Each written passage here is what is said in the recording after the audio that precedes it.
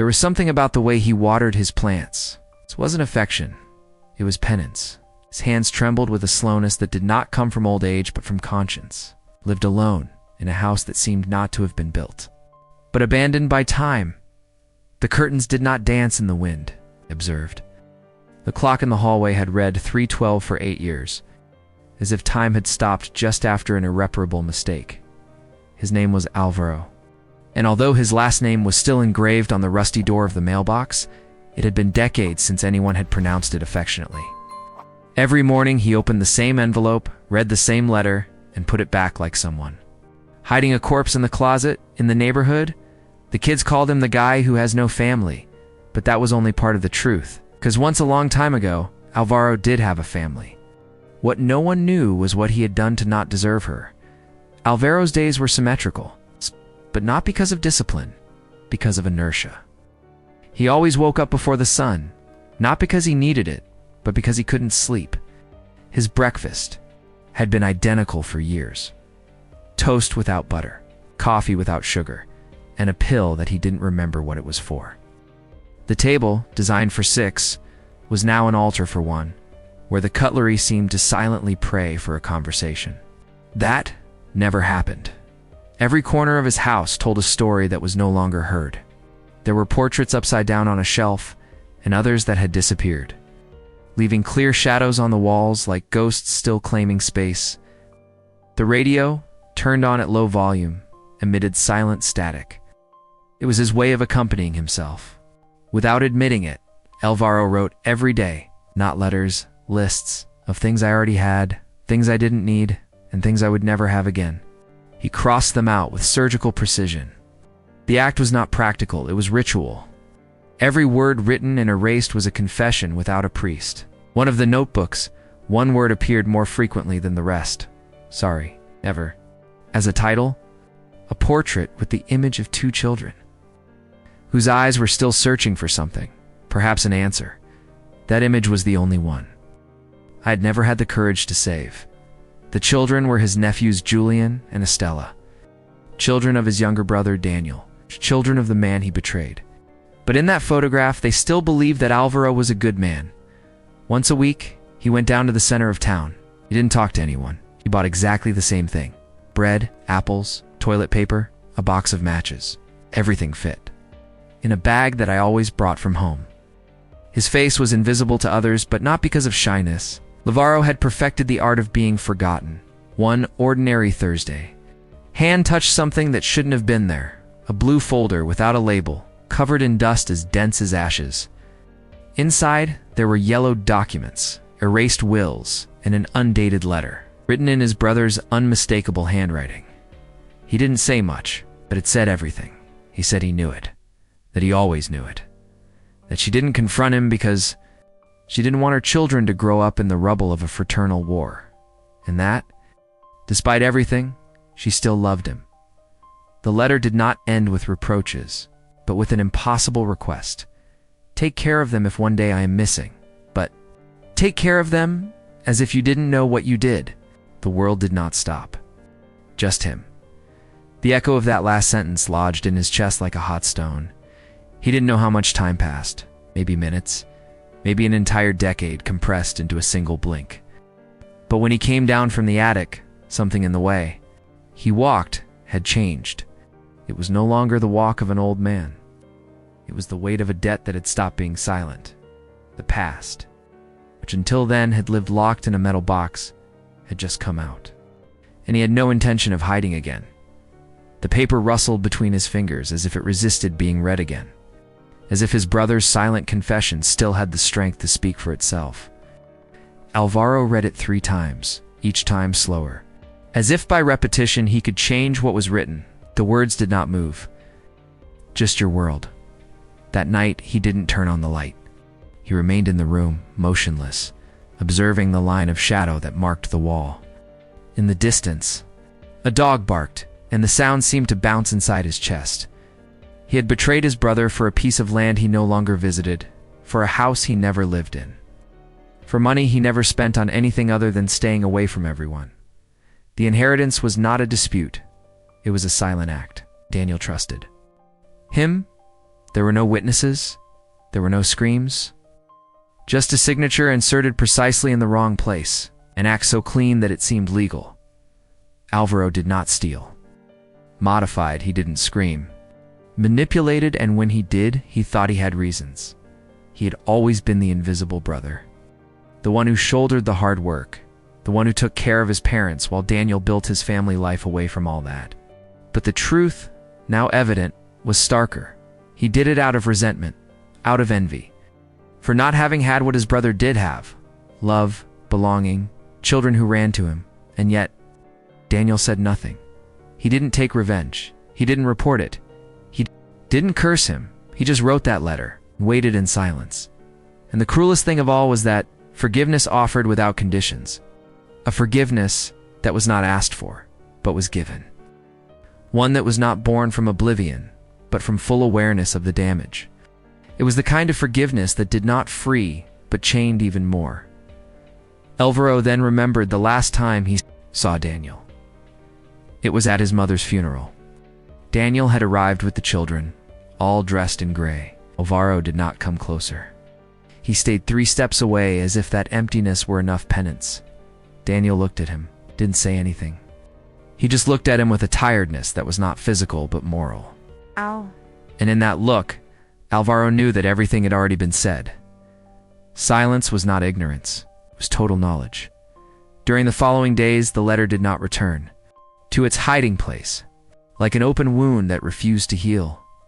Alvaro began to walk more. Not for exercise, but for escape. He walked streets where no one knew him. He looked at other people's windows with the nostalgia of someone who has no one to look at inside their own house. One day he passed by a school and stopped when he heard a children's choir. He didn't recognize the song, but the melody was unbearably familiar. It reminded him of something he didn't have, or had, and destroyed without realizing it. The greatest injustice was not what he did to his brother. It was what he denied to himself afterwards. He had given up on the possibility of redemption long before he knew he needed it. He had convinced himself that no one wanted him around, but he never asked. He had built a cell with invisible bars, and he was proud of his sentence. One afternoon, in front of the mirror, he noticed something he had not seen before. His eyes were those of a man who had outlived himself, but who had no idea what to do with what was left. The silence of the house, that fake peace that he had cultivated with so much care, was beginning to break into small tremors. The clock was still. Stopped at 3:12, but he was no longer stopped. He had lived years running from the truth, and now the truth lived with him. The mornings were no longer the same, even though they seemed that way. Alvaro kept waking up with the same gray light filtering through the blinds, kept dragging his feet to the kitchen. He kept pouring himself coffee without sugar, but something had changed. Now, the silence spoke to him with a different voice. I didn't rock him, questioned him. Pain, that guessed he once routinely avoided, now sat next to him at every meal. He didn't scream. I wasn't crying. He was just there, with his dense presence, teaching Alvaro that there are wounds that do not bleed, but that still leave visible marks for those who dare to look. For days he tried to ignore the letter. He tried to fold it, hide it, even burn it. But his hand stopped just before the fire, as if something ancestral pushed him to preserve it. Maybe because of cowardice, maybe out of respect. Paper was the most honest thing anyone had ever given him. Isolation, which was once a choice, now became a punishment. I didn't go out to the center anymore. He no longer organized his pantry by size. He began to sleep on the couch, as if the bed were a privilege that no longer belonged to him. The house became an echo of itself, and it was in the middle of that intimate shipwreck that he appeared. It was not a magical appearance, nor a predestined meeting. Just an old dog with brown fur and floppy ears, curled up on his porch one rainy night. Alvaro thought he would leave at dawn, like all the memories he refuses to keep. But the dog stayed. On the second day, he was already waiting for him. By the door, as if they had made an invisible pact. He had no collar, no mark. To look worn by the world, just like yours. She fed him not out of pity, but out of reflex. Just presence. And that silent demand was enough to break the capsule in which Alvaro had been encapsulated for years. He started calling him without naming him, left food nearby, but without getting close. They shared space, not affection. At least at the beginning, as the days passed, the dog began to follow him on his walks. They walked parallel, never together. But that distance was company. The creature did not ask about the past, didn't bring memories. It only offered a now without judgment. And that neutrality was the greatest comfort that Alvaro had experienced since he buried his brother in the silence of his guilt. One afternoon, while they were both resting under the shade of an oak tree that he barely remembered having planted, Alvaro thought about the last conversation he had with his father. Didn't remember the words, but he remembered the tone. It was that same tone that was in Daniel's letter, a mixture of disappointment and tenderness that can only come from someone who has decided to love even when they shouldn't. And for the first time in years, he didn't feel the urge to justify himself. The pain no longer pushed him to deny. It forced him to look, not outwards, inwards. That dog which he had not yet called by any name became a silent mirror. It offered him no redemption, no easy consolation. It only allowed him to exist without pretending. Alvaro still did not know if he deserved forgiveness, but he understood at least that the punishment he was carrying did not come from the world. It was self-imposed. And therefore, perhaps it could also be transformed. Isolation was no longer defense. It was a waiting room. And although he still didn't know what exactly he expected, for the first time he wanted anything to arrive. The small gestures began to return almost without permission. Like leaves carried by a warm and ancient wind, they settled on Alvaro's routine without noise, but with weight. A barely used washed cup, an unfolded tablecloth that had been folded in a drawer for years, a photograph that reappeared under a book, with corners chewed by time. It was as if the past, tired of waiting to be evoked, had decided to visit him on its own, the dog now an inseparable part of his shadow. Attention. He slept at the foot of the rocking chair and sometimes barked in his sleep. Alvaro began to speak to him without words. I looked at him. I breathed with him. And in that company without names, something was recomposed within him without showing off. Nostalgia, that old enemy I used to avoid, became a guide. One afternoon, without planning it, he opened a cardboard box buried in the attic. There were his eldest nephew's school notebooks, his children's drawings where Alvaro's handwriting appeared, writing down simple sums and clumsy comments. Uncle Alvaro took me to the lake, read one corner. He didn't remember that day, but the boy did, and that was enough to make it hurt.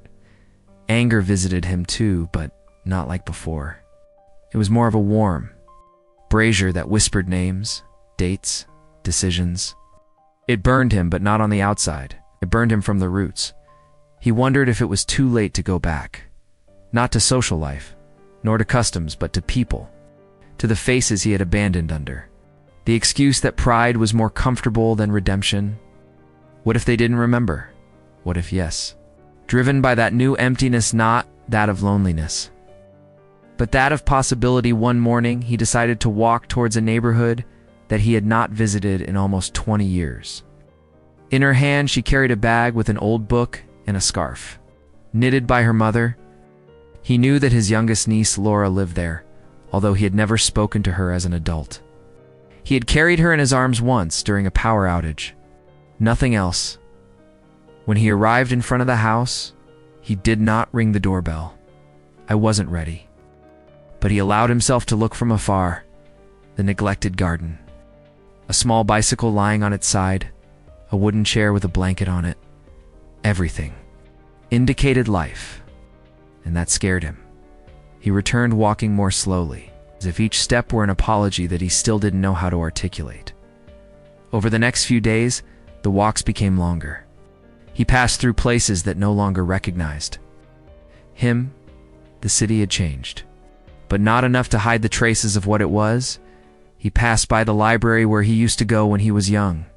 There he met Clara. He remembered her smile when she handed him the book of Russian poetry. She also remembered that he didn't call her after her father died. He never explained why. She left, and he stayed as always with what he didn't say. And yet not everything was loss. One afternoon, in a forgotten square, a girl approached the dog. He caressed him as if he knew him. And the dog, instead of running away, allowed himself to be done. Alvaro watched the scene with a knot in his chest. The girl's mother nodded at him. He responded with a half-smile. Nothing else. But that crack in his isolation was enough. It wasn't redemption. It was not reconciliation. It was just a first blink in the light at home. He hung his nephew's drawing on the refrigerator.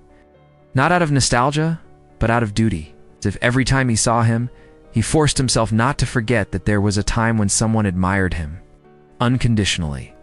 And that memory, although distant, was now the only place where he could return without fear. There are objects that survive time, not because they are useful, but because in them lies a truth that no one has dared to pronounce. The letter was in the third drawer of the desk, among old papers, paid bills, and yellowed envelopes with no clear addressee. It didn't have a seal, a date, but the handwriting was unmistakable. Clara Alvaro found it by accident. One morning when he was looking for an old pocket watch, the one his father used to wear on Sundays, the clock did not appear, but in its place, the letter intact, silent, expectant slid from the bottom of the drawer. Like a whisper trapped in paper. He didn't open it immediately. 3 days passed. During that time, he left it on the dining room table, as if waiting for something, a sign, a voice, a certainty to tell him it was time. On the fourth night, without ceremony or pause, he broke the seal with fingers that trembled more from memory than from age. The letter was not long, but each line weighed like a submerged stone. Clara didn't demand anything.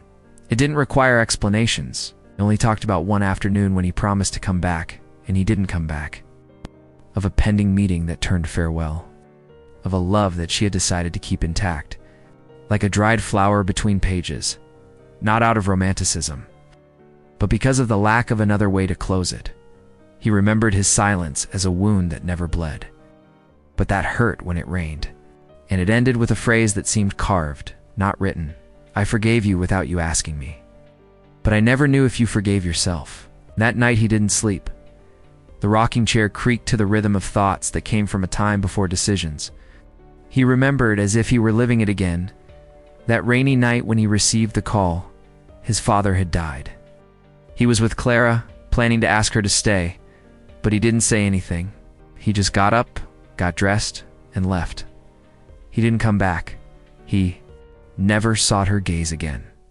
He never wrote, never explained that death broke him, that guilt became a language, a home, a shadow, that inheriting what was not his was just one more consequence of having lost all internal compass. That taking the inheritance was an act of fear, not greed. The memory hit him with the force of the unsaid. It wasn't Clara who hurt him now. He was the man who decided not to fight for her. The man who built his future on the remains of an abandoned love. That morning, Alvaro took a cardboard box out of the closet. Inside, a blue sweater with a smell of the past, undated photographs. A cassette recorded with a trembling voice, hers reading Rilke. He listened to it in its entirety. Twice, and he cried. Not for her, for him. For the young man who wasn't. Who chose the straightest path just to not look at what he had lost. The letter was left folded next to the dog's food bowl. Not out of forgetfulness, but as an offering. Nice. As if she shared her most sacred secret with him. Because there are silences that are not broken with words, but with gestures, over the next few days. The house seemed emptier, but also more honest. Like he was finally breathing without lying to himself. And in the midst of that emotional nakedness, Alvaro understood that redemption does not begin with asking for forgiveness, but with admitting that one made a mistake. Sometimes, the desire for redemption runs into the reality of other people's scars.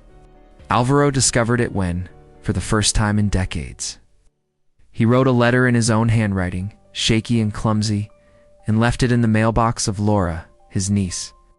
He did not sign with titles, nor did he explain too much. He only wrote what was necessary so that she knew he was there, waiting, if there was still something to return to. 6 days passed, The answer came without ink, without paper. It came in the form of an unexpected visit. Not to his door, but to his memory. Because while he was waiting for a gesture from outside, Alvaro began to remember. As if something inside him had been unearthed with the mere act of extending his hand, he remembered an afternoon 30 years ago, when his younger brother Tomas came home soaked, shaking with rage and confusion. He had discovered that the deeds to his father's property no longer included him, and his name somehow had disappeared from the decisions. Alvaro, imperturbable in his leather chair, barely looked up. He said little. He made fewer excuses. That's when the cracks started. And now, with Laura on the other side of that crack, the echo of that choice weighed like a punishment without a sentence, he decided to return. Not through letters, but in person. One day, without warning, he walked to her house again. This time he did ring the bell. Wait, and when the door opened, it was not Laura who received him, but her daughter. A girl with big eyes, who looked at him as if she didn't know if she should be afraid or curious. Alvaro asked about Laura in a whisper. The girl did not respond, just turned around and disappeared inside. After a few minutes, a figure appeared. In the doorway, Laura? He didn't say anything. Neither does he. The silence stretched so long that it seemed to become physical, like a tightrope between two irreconcilable pasts. Alvaro took a step forward, held out his hand with a small wooden box. Inside, a reliquary that had belonged to her mother, and that Laura, still a child, used to hold with devotion on Sundays. He didn't take it, nor did he reject it, just looked at it. The rejection was not verbal, but it felt like a door slammed in the stomach. She stood there a few more seconds, then closed the door. No aggression. Without ceremony, it just closed. He remained on the porch, motionless. The dog sat next to him, as if he knew that he had to wait for the world to breathe again. But he didn't do it, not that day. When he returned home, Alvaro did not break the box. He didn't scream. He didn't cry. He just sat in the kitchen, left the locket on the table, and poured himself a cup of tea that he didn't finish. He looked at his reflection in the window, but did not recognize himself. It was the face of someone who had lost more than goods. It was the face of someone who was just beginning to understand what was really taken from him. The right to be remembered without.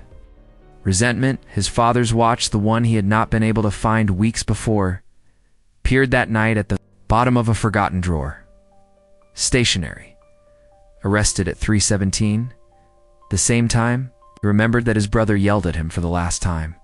The symbol did not go unnoticed. Alvaro left him where he was. This was not the time to make time go by. Not yet. The failure of the visit was not total. There was something in Laura's eyes, a doubt, a nuance, a minimal tremor of humanity. But it wasn't enough to heal, just to hurt with elegance. And yet Alvaro wrote a letter again that night, not to send it, just to read yourself. As if the words he never said were now his only way to keep breathing. Forgiveness, sometimes, does not come as a word. It comes like an invisible touch, a minimal crack through which light dares to enter. And that was exactly what happened days later, when an anonymous letter no return address, no namer, arrived in Alvaro's mailbox. The writing was young, firm, from someone who did not yet know how to carry the weight of resentment, but nor with the lightness of oblivion. He said little. Just one sentence, but that phrase had the power to pierce decades. He told me about you before he died, not as the one who stole, but as the one who fled. Alvaro held that paper as if it were falling apart in his hands. The silence of so many years seemed to roar in that moment, as if it had finally found a crack through which to scream.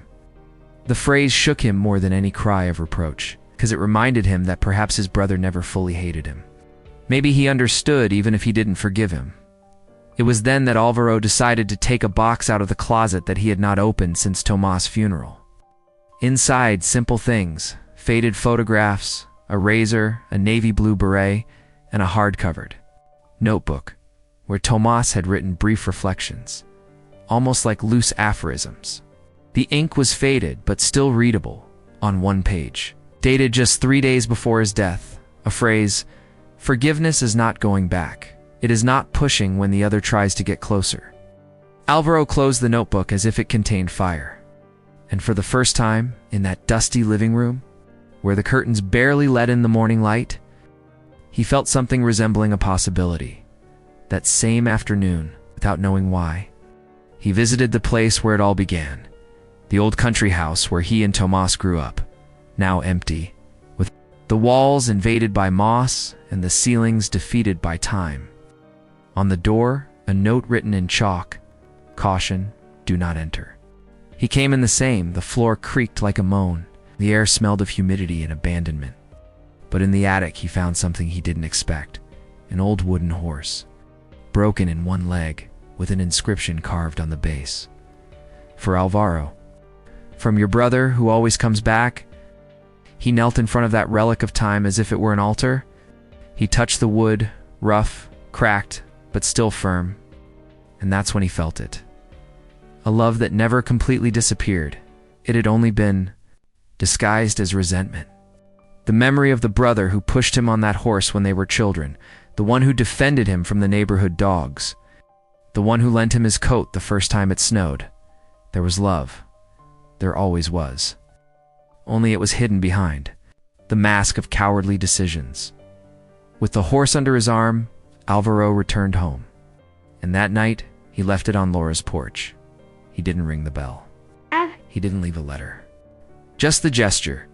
A girl, perhaps the same one who had observed him weeks before, saw him from the window. He didn't say anything. He just followed it with his eyes until it disappeared into the mist that formed on the wet asphalt. The door did not open. But the next day, when he passed the house again, the little horse was no longer there. And in Alvaro's soul, that absence did not hurt. Not that time, because not everything that the other takes is theft. Sometimes it is a welcome. Sometimes forgiveness doesn't come through the door. Enter through a crack, for a gesture. For an object rescued from the past and left on a threshold as if saying without saying, "Here I am." And I am still me, although less hard than before. The next morning brought with it a fine rain, the kind that doesn't get wet right away, but ends up soaking those who are distracted. In Laura's house, the wood of the horse was protected from the weather. No one saw him enter, but he was no longer on the porch. That was enough. Alvaro, from his window, did not expect thanks. He had learned that what is essential cannot be named. But when he saw on the third day a small flower pressed between the pages of a book that he didn't remember leaving open, he knew someone had been there. The flower, dried, was a forget-me-not, a discreet symbol, neither a complaint nor a hug. Just a silent recognition. Everyday life continued. But something had moved in the air, as if the axis of the world had turned half a degree. The doorman of his building, a man who never said much, began to greet him with an almost imperceptible nod. At the coffee shop on the corner, they served him coffee without asking for it. Small details. Symptoms of a slow, almost imperceptible, but real restitution. One day, while walking through a park he had not been to since Tomas was still alive, a scene stopped him, a boy pushing his brother on a rusty swing. It was obvious that the oldest one was afraid, but he pushed anyway, carefully, as if holding something sacred. Alvaro stopped there, without moving, while the image hit his chest with a sharp, almost painful tenderness, because he recognized himself and her, because in some ways that was an intact version of what it once was. That night, he reread the pages of Tomas' notebook again, not looking for answers, but company. In an undated margin, there was a sentence in capital letters, "You don't die when your heart stops, but when you stop trying to repair what you broke." Since then, something in Alvaro changed pace. He didn't start calling or showing up at family dinners or begging for explanations. It only began to be present in the places where it previously hid. He bought fruit for the elderly neighbor, without waiting for a response. He fixed an abandoned bicycle in the square. He planted rosemary in the window of the building where his brother once lived, not by grand gestures, but by something more subtle, the slow restitution of an identity. Laura, for her part, began to ask, first to the father, then to an aunt. And so, piece by piece, he reconstructed an image that was never fully offered to him. He discovered that the resentment he was taught to feel towards Alvaro was made up of selected fragments, half-truths, interested silences. History, he understood, was never complete. And although it did not erase what happened, it was not identical to what they told him. One noon, while sweeping the patio, Laura found a small box under a loose tile. Inside, letters his father wrote but never sent, all directed at his brother. Some full of fury, others of nostalgia. And one last one with trembling ink that ended with a single sentence. I hope that one day my children will see you differently. Justice, in this case, was not imposed as a verdict. It didn't come with a bang. But as she read those words, Laura's heart took a step toward something that still had no name. But that was no longer rejection. And Alvaro, from a distance, did not need to know it. Because the soul, when it has truly loved, can feel when something has loosened on the other side of the thread. Time often becomes a river that carries away everything we think we have left behind.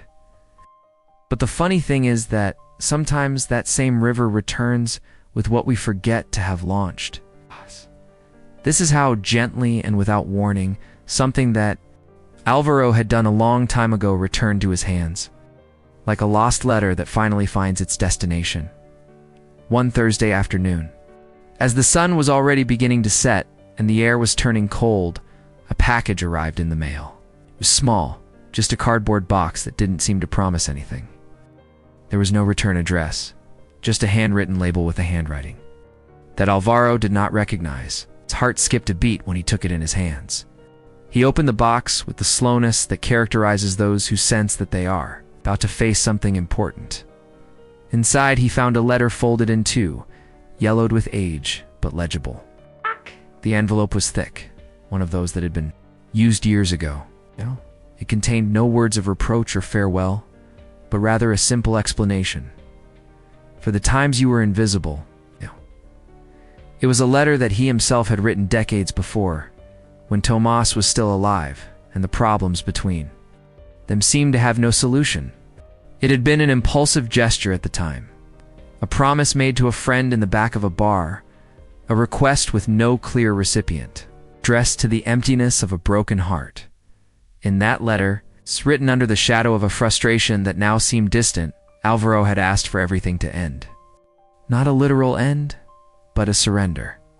A written sob, a truce of silence that I wanted to convey, but that never found an echo. On paper, he had given himself up for lost.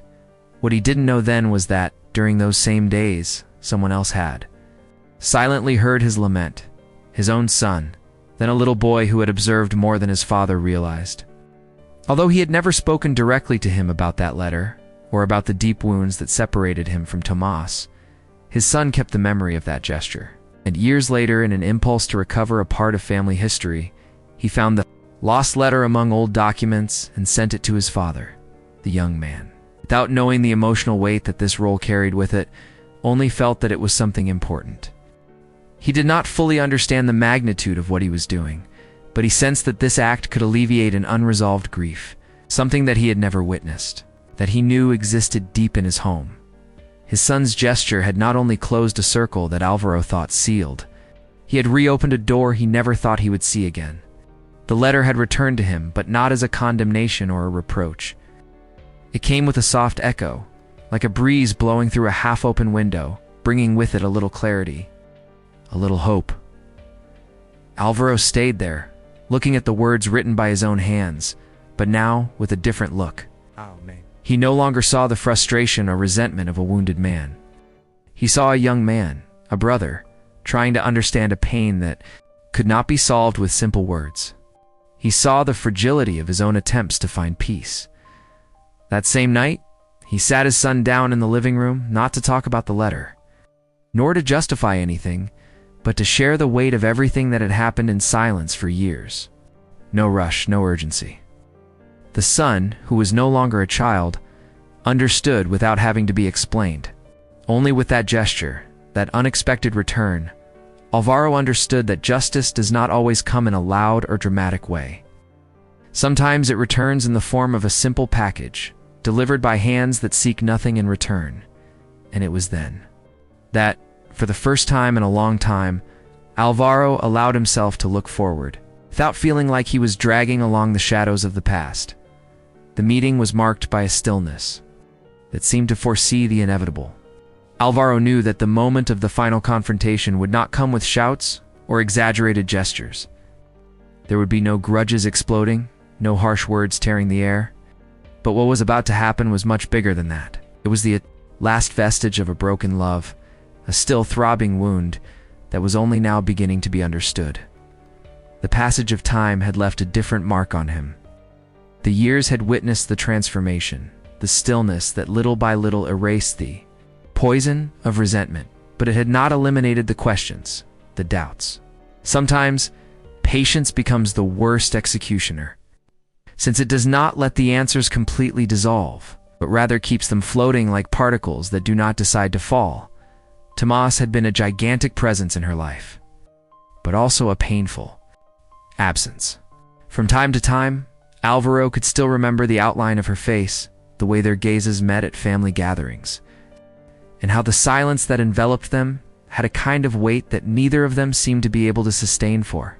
Long that morning, the letter he had received from his son had become the last missing piece to trigger what he knew must happen.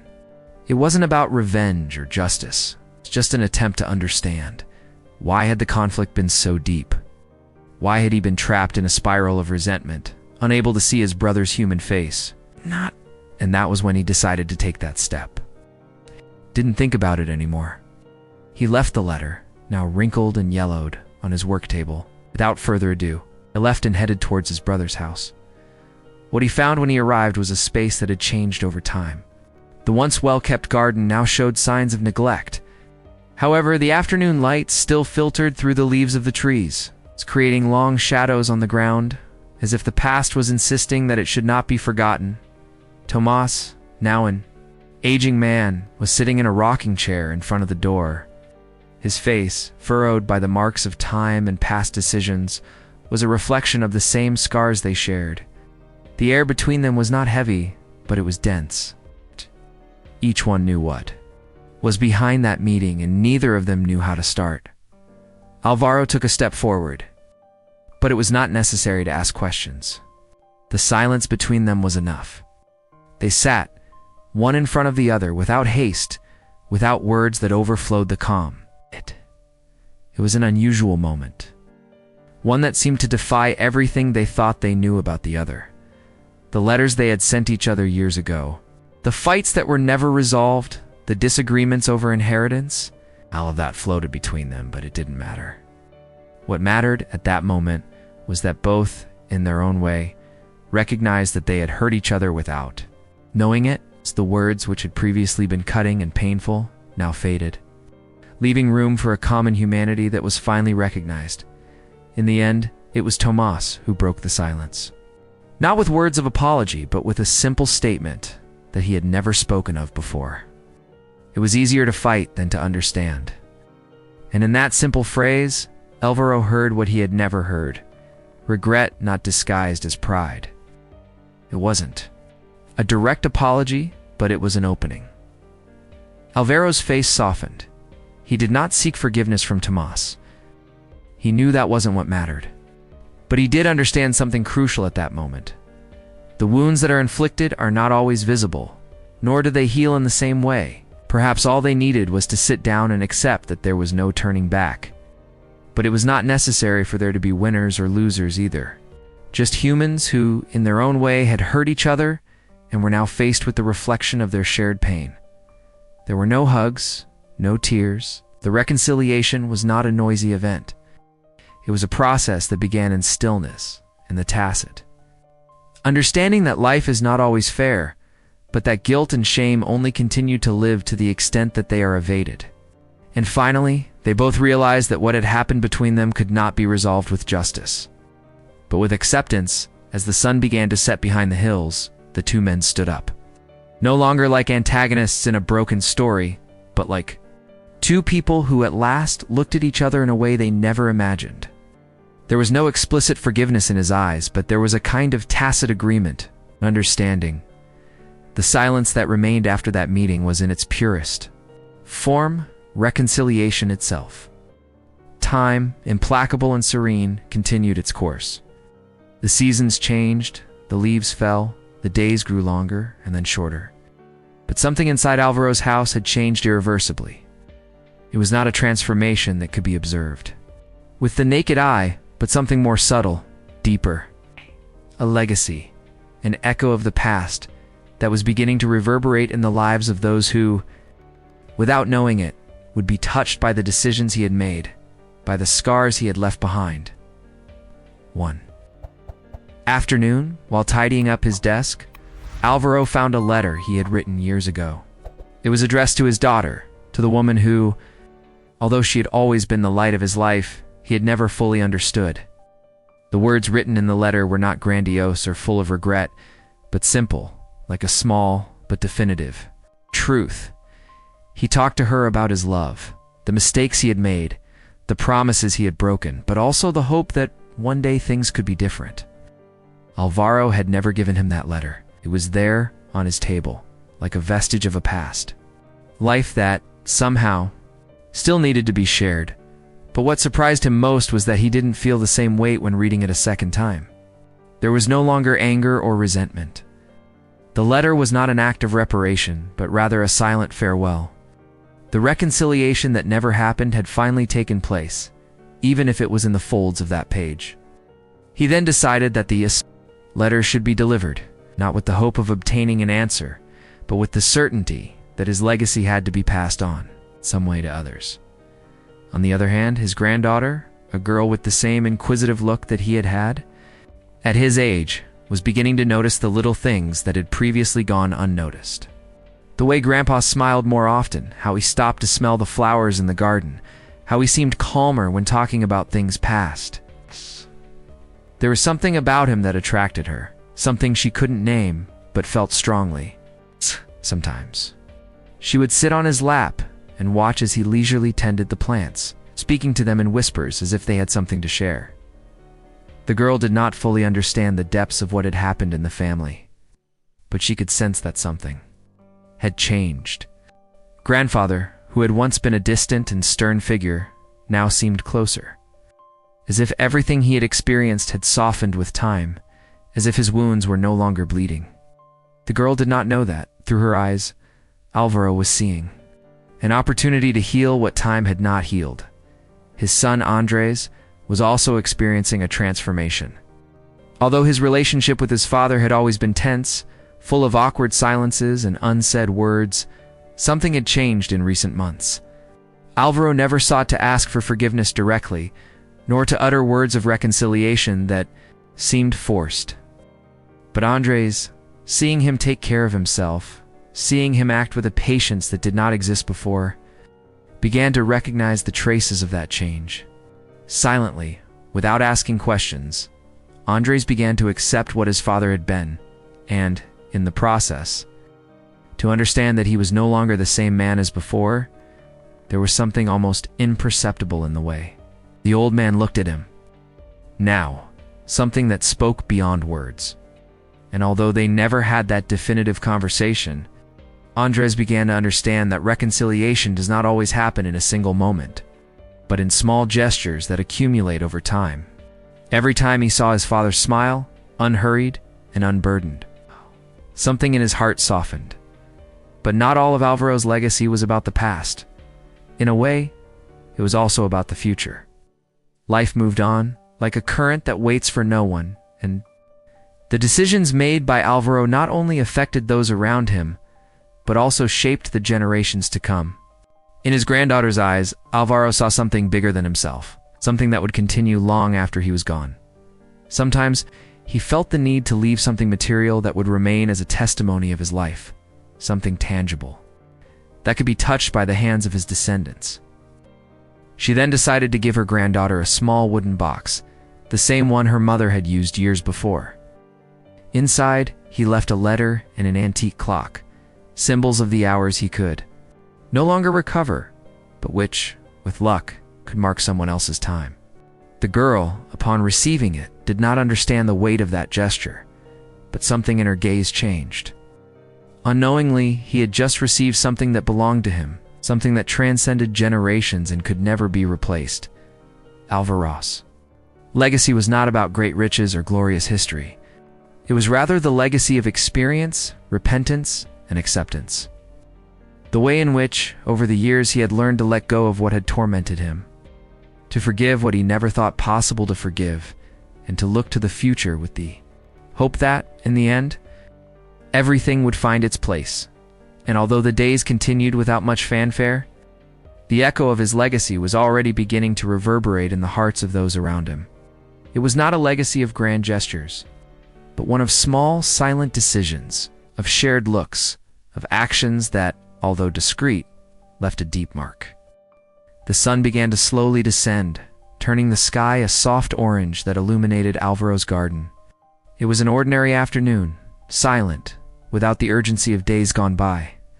In the farthest corner of the garden, near the flowers that he had planted, himself, Alvaro was kneeling, taking care of a small plant that had begun to sprout strongly. It wasn't a special plant, nor one that had any particular meaning. But at that moment, to him, it was the only thing that mattered.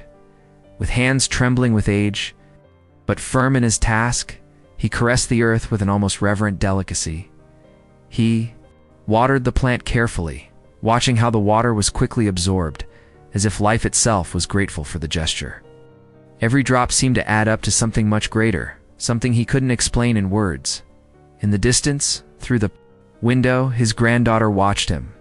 He didn't make noise. He didn't interrupt. I just watched with that quiet curiosity that children have when something attracts them without knowing why. A smile was reflected on his face, a smile that did not arise from a specific reason, but from the calm that emanated from the scene. There was something in the simplicity of that moment that touched her deeply.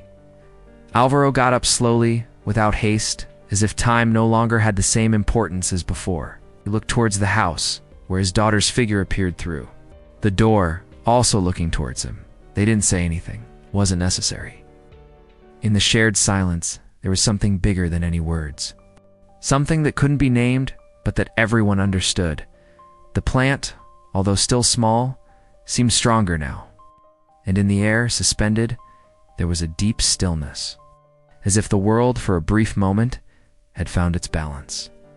Alvaro looked around one last time, took a deep breath, and, with a slight smile, continued on his way to the door of the house. I didn't need more. There was nothing more to do.